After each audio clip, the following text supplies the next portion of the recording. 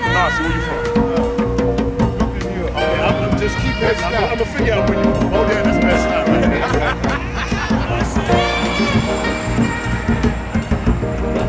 Sail on, sail on.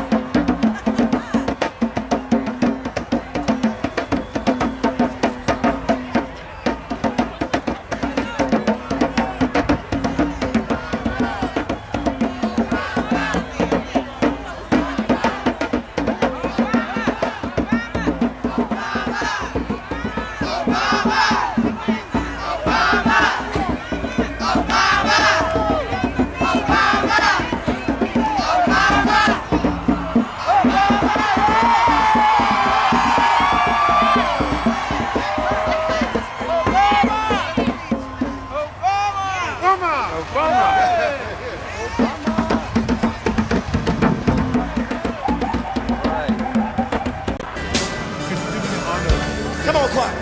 Let's sing it tonight. Come on. I am. He means more to me.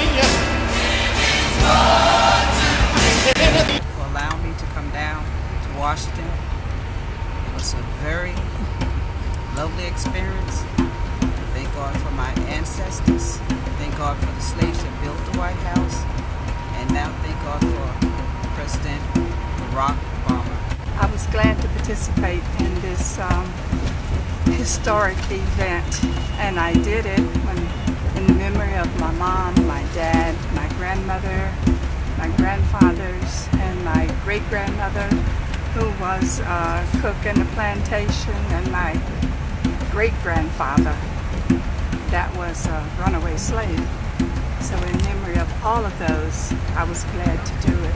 Giving honor to God, I thank Him for allowing me to witness this great experience today. The inauguration was beautiful, and I missed the march on Washington, but I was determined that I was going to get down here to witness this great historical event.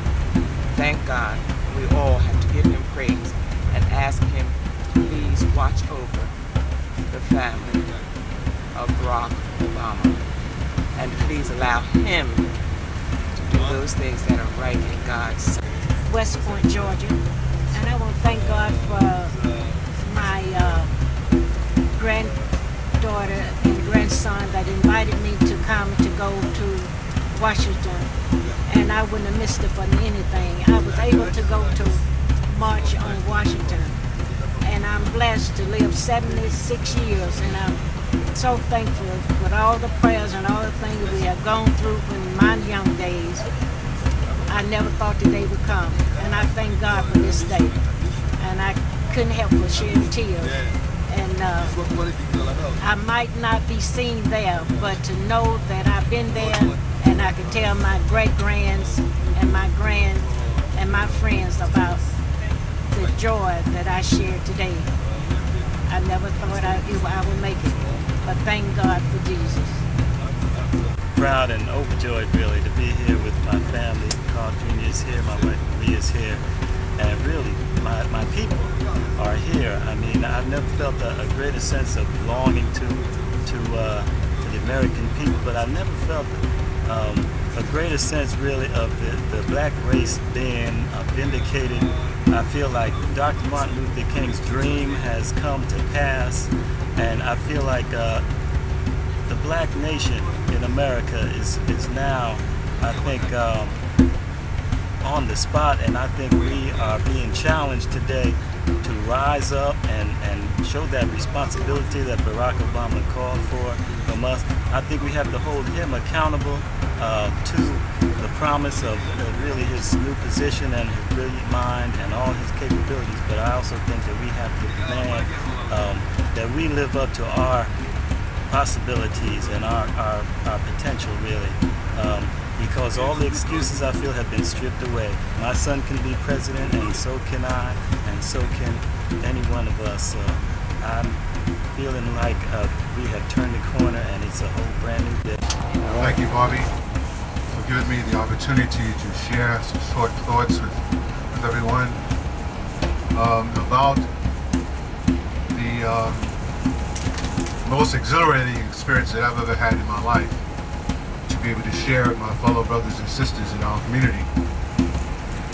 Bobby and I both attended the Million Man March, and we thought that that would be the ultimate experience in terms of a collective joy of unity and love and purpose.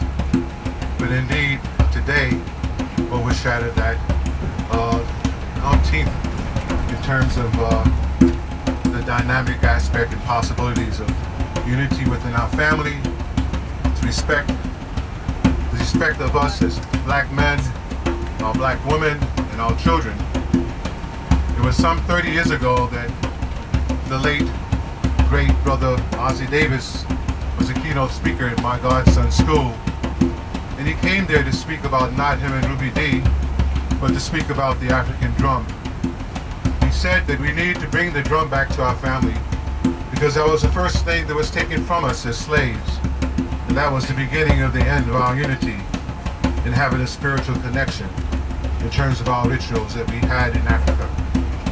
So today I played the drum not for self-aggrandizement and to display the essence of the African drum as a musician, of which that's one of 5 instruments that I play.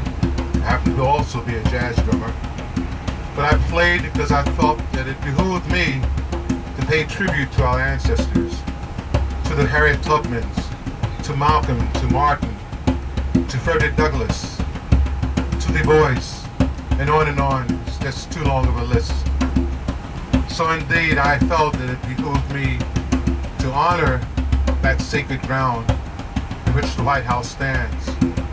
It was built by slaves, as I did also at the African reinterment at the grave at Wall Street, which was also built by slaves.